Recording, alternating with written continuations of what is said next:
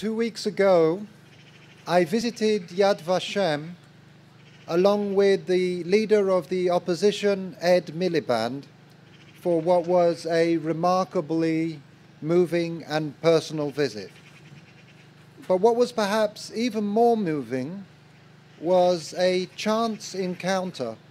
that took place in the Hebrew University, where a university employee came up to him and said,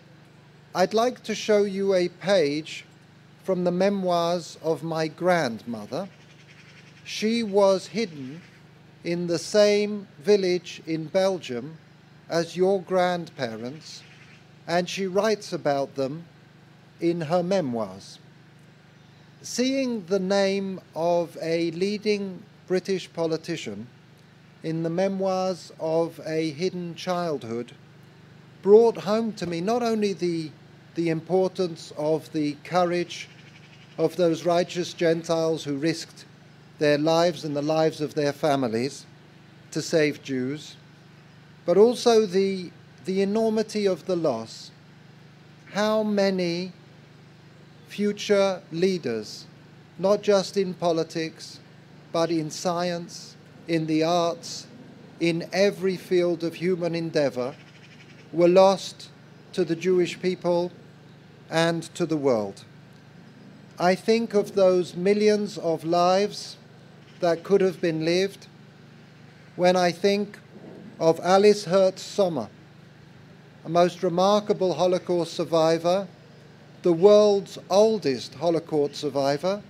who passed away recently at the age of 110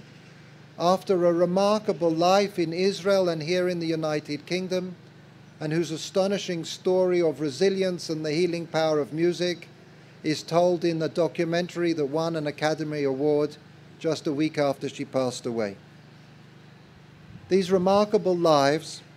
and the remarkable contributions of the survivors are one of the most powerful ways that we can connect and begin to comprehend the magnitude of the loss, which is why in this critical period, when the Shoah is moving from living memory to history, it is so crucially important that we focus on Holocaust education, and why it is so timely and important that the Prime Minister David Cameron has launched the UK Holocaust Commission at this time. This year, Yad Vashem has chosen to focus on the particular situation of the Jews of Europe 40 years ago in 1944 under the heading Kav HaKetz. Kav HaKetz meaning on the edge, a line from a poem by Natan Alterman that describes the extraordinary situation of the Jews of Europe as they found themselves balanced between the approaching armies of liberation on the one hand,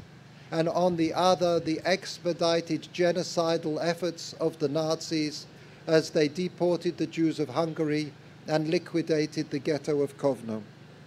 Today, we remember the Jews of Europe at that terrible time with their lives balanced between liberation and annihilation. May our commitment to honor their memories ensure that the crimes committed against them will never be repeated. Yehi Zichram Baruch.